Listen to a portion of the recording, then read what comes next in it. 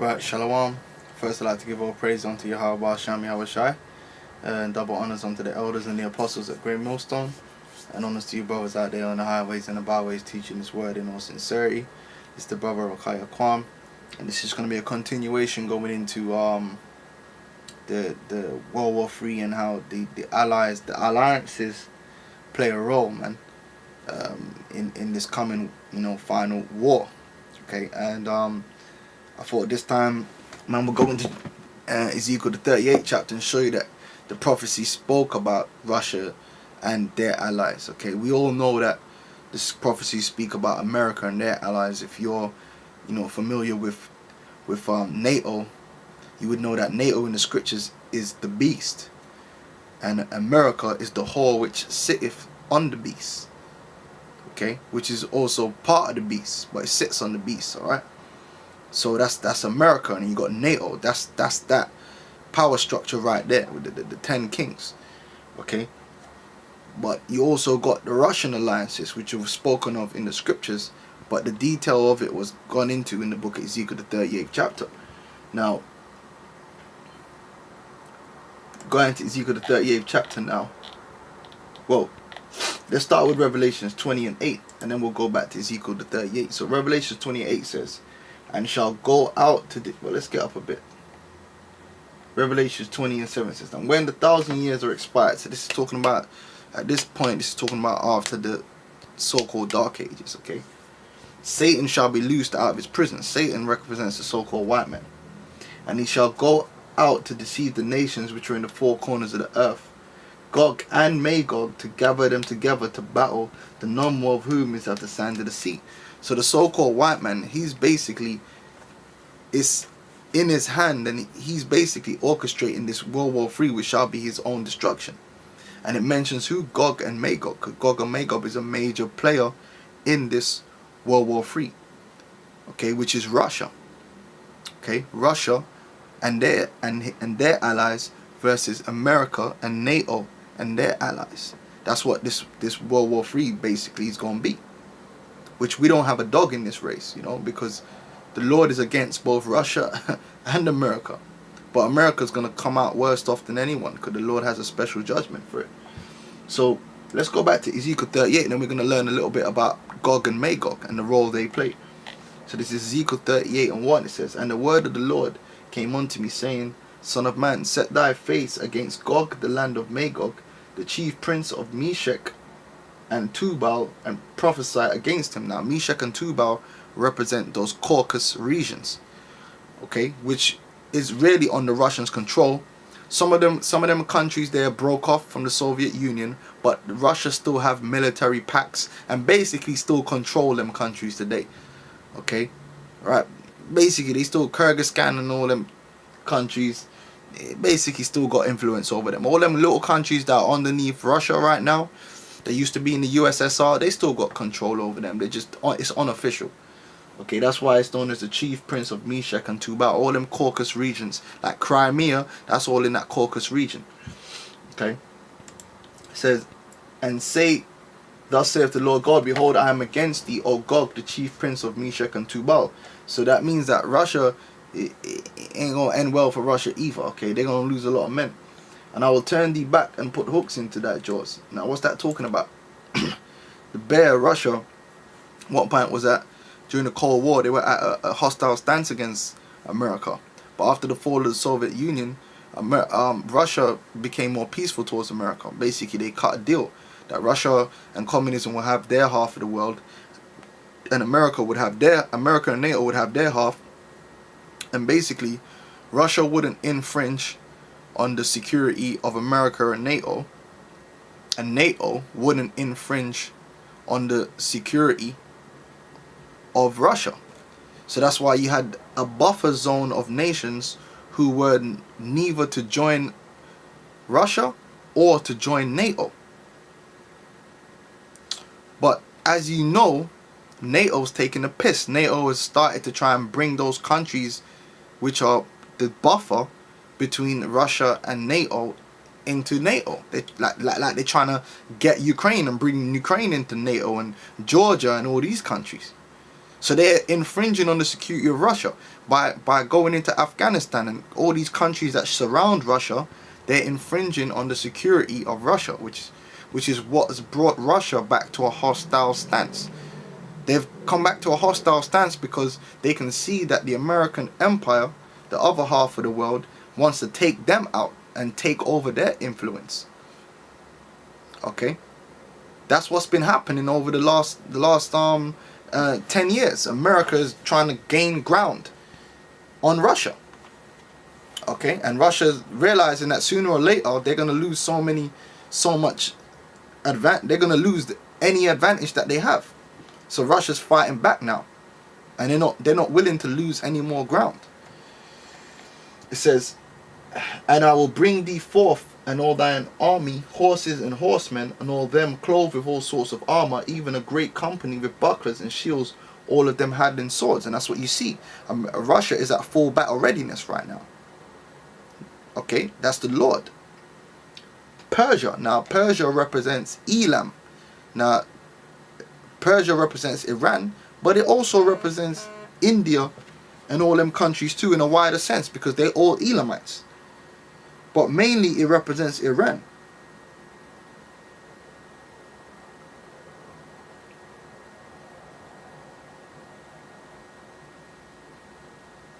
Okay, so like there's some news coming through there from the Arkham.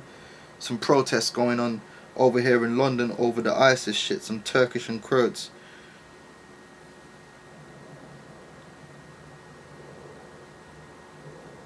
Alright. There's always shit popping off, man. Right, Slovakia. Persia, Ethiopia, and Libya, which Libya represents Put, which means them North Africans, so-called North Africans. That's Put. Persia represents Iran mainly, but also a lot of them Indians and so forth. Okay, because India, Pakistan, Elam, all them nations there, they're all fucking Elam. Okay, they're all Elam. All right, but the Persia here represents Iran, but them Indians and that, like I said, they're Elam too, and a lot of them are gonna join in with Russia. Okay, so mainly Iran, Ethiopia, Libya, which is them North Africans, a lot of them North African countries with them, all of them with shield and helmets, so they're gonna be armed. And Goma and all his bands. Okay, so you got Goma and all his bands. Okay, which I believe Goma is situated in that same kind of region, man, around, you know, that region around Armenia, so forth. Okay, which I'll show you the map. Okay, and all his bands and House of Togarmah, the North Quarters, you know, which represents all them peoples there. Like I said, the Soviet Union and all his bands and many people with thee. The many people with thee is talking about China and these other nations that are going to join in with them, because that's many people that are going to be with Russia and the host of nations I've just mentioned.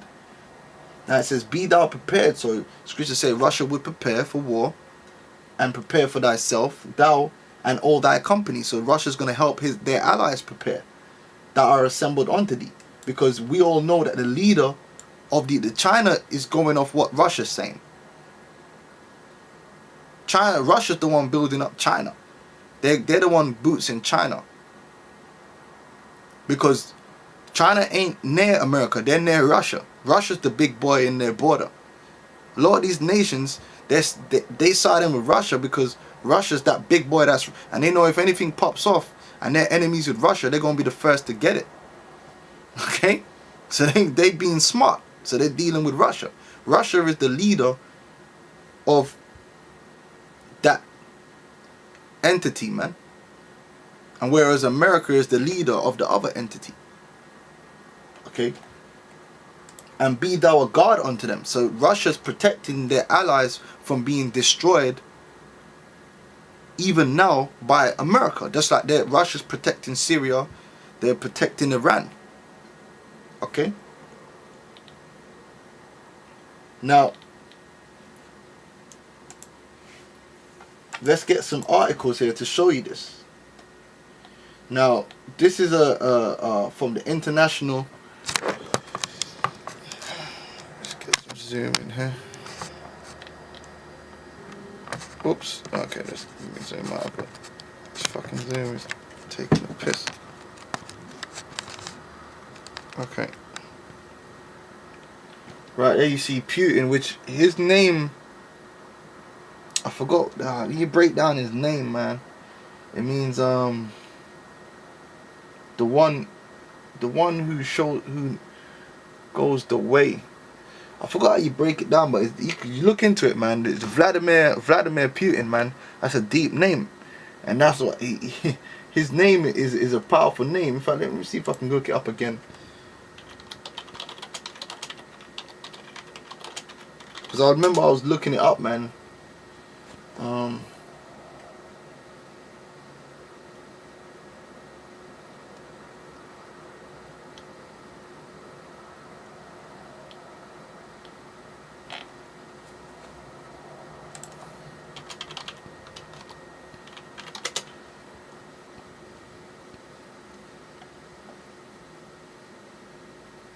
Yeah, great power. There we go. I think this was the one, and it was saying the name.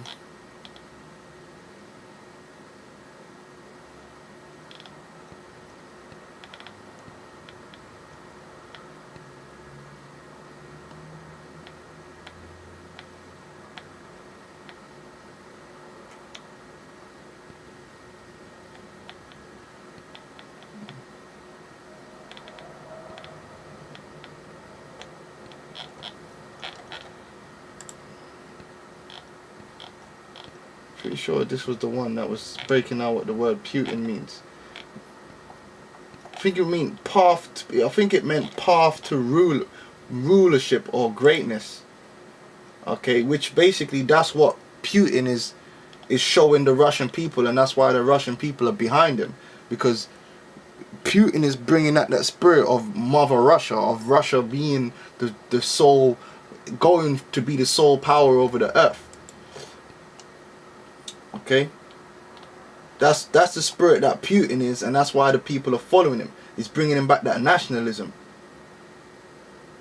Yeah, so Putin is path, and I mean, believe Vladimir, the name Vladimir, basically means ruler or of great power. So path to great power. So that's why the people are following this guy Putin, man, because his name means Vladimir Putin means great power, the path, or path to great power, and that's what he's showing. He's actually inspiring the people underneath him to follow him, and his eye is set on great power, man. You can tell by the way he's rolling, man. He's looking to make Russia a power again, and that's what he's done. He ain't like Medvedev. Medvedev didn't have no ambition. This man has ambition of power. Okay, so I thought that was a bit interesting of going into the meaning of his name. That's like a nomen omen. Vladimir Putin, path to great power. But guess what? He thinks he's on the path to great power, and he's moving towards that, but he's going into slavery. Okay, now it says here, Ukraine crisis, who are Russia's biggest allies? Now, what's the chances that the same people that's mentioned in the prophecy are going to be mentioned here? Okay, well look, it says here India, which is Elam. Alright, during the Soviet era, India and the Soviet Union enjoyed a very close relationship that after the collapse of the USSR transformed into an Indo-Russian partnership. Okay, so that's one of their biggest allies, and they're in together with the BRICS. China, okay, Belarus, Iran, Persia, and Syria. So you see a lot of the nations that were mentioned in that prophecy are mentioned in this very article as some of Russia's biggest allies. Alright, you also got this caption here that I found, which basically shows exactly what I was talking about. Now the ones in red and burgundy are Russian allies or affiliates, and look over here in where input, see all the red? Alright, They got Ethiopia and these guys down here as neutral, but they're going to come to the side of Russia. They're going to come to the side. Ethiopia's going to be with them. Okay, they're going to be against America. A lot of these nations, they're going to be, because America's fucking them over. See, a lot of the allies that America has had, they're going to turn on America. Why? Because America's fucked over a lot of their own allies, man. Okay. As you can see down here, if you close in, you see Syria down there, and you see Iran there as well. Alright? Syria and Iran down there. Those are allies. See? All the red, China. And you got a lot of neutral countries. Papua New Guinea and so forth. Certain countries in Africa. And you got all, in blue, is all the West affiliates. NATO and American affiliates. But some of these are going to switch sides too. But you can see how it's evenly matched right now. It's a good fight. It's a real good fight. But America's going to get taken out once they get touched with their missiles, man. So that's basically showing you all them allies that he's speaking about. You see the North Quarters here. You see all these countries here. This Meshach and Tubal would be around here. Right? You see all these old Soviet countries here. You see India. All right. BRICS nations. Look at all these nations. They're all BRICS nations. So they're underneath Russia. That's most of the East. You see? That's what it's speaking about in Ezekiel the 38th chapter, man. Persia, Ethiopia, Libya, which is Persia, which is Iran. Okay? Iran, Ethiopia. Alright? And Libya with them, all of them with Shield and Hamlet, Goma, so forth. And then you got many people with him. China and all them other nations. So the scriptures deals with them allies, man. And what did it say? That they were going to prepare? Well, look at this article. While Obama snoozes, Russia is preparing for nuclear war with the United States. It says, did you know that 2 Russian bombers practiced launching cruise missiles at the United States from a spot in the North Atlantic just the other day? And did you know that Russia is spending massive amounts of money to build and test new nuclear weapon systems? Meanwhile, the Obama administration is doing absolutely nothing to upgrade the US nuclear arsenal. Our nuclear officers are actually still using floppy disks and other computer technology from the 1960s. Alright, you know. And that's the point on that. The men are preparing. Here's another one. Where was it? Ukraine. No, there was another article that I had. There we go. Russia Today. Russia's deployed nuclear capacity overtakes US for first time since 2000. So Russia's about this thing. They're about this thing, man. This thing is getting ready to pop off, man. They're preparing according to what the scripture has said. Now, going into these allies now. Remember when I was speaking in the last video, I was speaking about the whole NATO thing. Look, it says Turkey sends military equipment to the Syrian border. So what they're doing is they're basically using ISIS as an excuse to send all their military down, so that when the time's right for them to attack Syria, they have all their armaments in place, because they put them in place under the guise of attacking ISIS. But ISIS's job is to not only give them a cause to move all their military equipment down there, but also to destabilize Syria and Hezbollah, to weaken Syria and Hezbollah and Iran for when the big boys enter the fight. Okay, Turkey sends military equipment to the Syrian border, and what they're saying is for ISIS. It's not for ISIS, because ISIS works for the West. It's because they're getting ready to attack Syria and Iran, because they know that once they start that attack, or they do a false flag that they've been attacked, it's gonna be all-out war. You basically, once this shit goes official, it's all-out war. There is not, you got to go all in to go all out. So they're not gonna start it bit by bit. It's gonna have to go all in, and they're using the ISIS thing to bring all of their pieces into place, so that they're ready. So when the time comes, they can hit with combos and not one shot. But Russia knows. Russia knows. That's why they're preparing. It says NATO's dream coming true. Turkey pushes for Syria no-fly zone, and US approves, because they want something to pop off over there. They want something to pop off. And then look at this.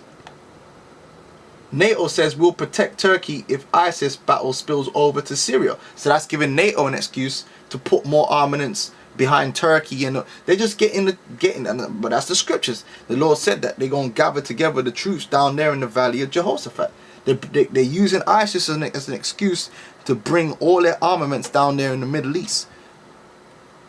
But really, what it's for is for the world war. It's nothing to do with ISIS. All right. Here we go. Hezbollah war against ISIS. Okay. Now Hezbollah, like I told you in the last, is one of them allies: Syria, Hezbollah, and Iran. And now ISIS is menacing them. All right. So this ain't about ISIS, man.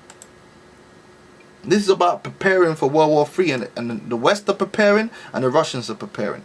And the Russians have got their allies, and the West have got their allies, man. And they're moving the pieces on the puzzle so that when the game truly begins, they're in a favorable footing. That's all it is. They're jostling for position to lay on them right hands, man. And that's all it is. So anyway, that's Ezekiel 38. It's got scriptures in there talking about these allies, man. And that's what you're seeing coming to pass, man. That's what you're seeing coming to pass, man. Right now, right here, right now. And like I said, you're going to have nations that's going to flip sides, man, in this thing. You got certain nations right now that are blue, but the KGB's already got to them, and they're going to flip sides when the time comes. Scripture says, when they shall cease to deal treacherously, they shall deal treacherously with them. You got nations who America can count on, because at first, a lot of these Arab nations are going to be on NATO's side, like Saudi Arabia, Qatar. They're all on the side of NATO. But some of them nations are going, they're going to switch sides. They're going to switch sides, man.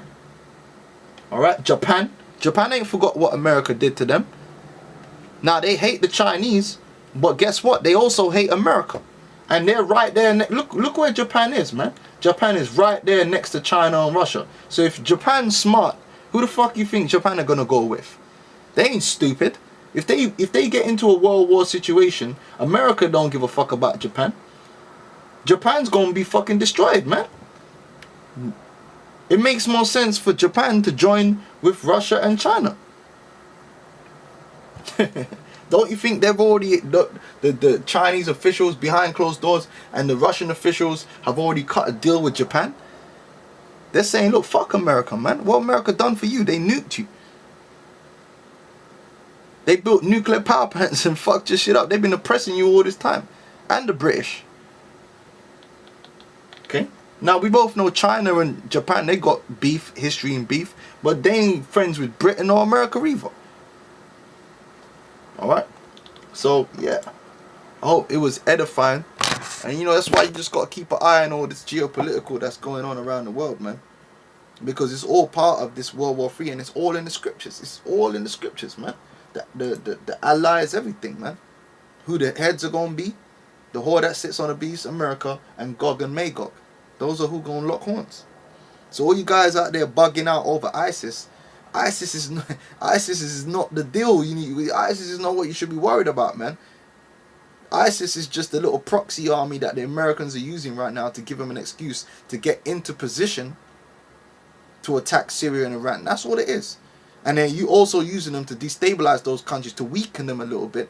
It's like putting a virus in a man to make him a little bit sick so you could take him out. They're trying to weaken Syria so they can when they go in there, they could take them out quick and then deal with Russia. Russia knows this. That's why they got troops in Syria. You better believe the Russians have got troops and mercenaries in Syria.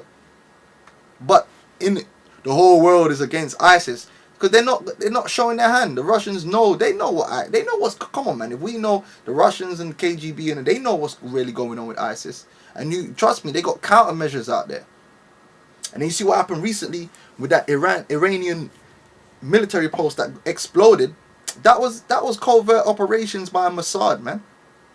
That's really an act of war, but it ain't time yet for it to go hot. That's why the man is saying it was an accident. Alright, cool, we'll take that one. See, those are all that covert underground acts, but pretty soon it's not going to be covert no more. It's going to be overt. It's going to go hot. Okay, you're going to have Ebola running wild, different diseases. Not just Ebola, there's all kind of diseases running wild. They're gonna declare martial law around the world. And then they're gonna be the economies are gonna collapse, and they're gonna have to go to war, and they're gonna go to war. So in the midst of, listen, man, it's gonna be a mixed bag of hell on earth. They're gonna have pestilences, disease, war, everything happening at the same time. It's pure chaos. That's what we're going into, man. And may the Lord be with the elect. And 2/3 you niggas, you drew the short straw, man. You're gonna die at the hands of one of them grievous, which the word grievous there in Jeremiah is disease, man. Lord, you're gonna die grievous deaths, man. Diseased, man. You're gonna die by pestilence or chemical weapons or some shit, man. Alright, so with that, I'm gonna say shalom.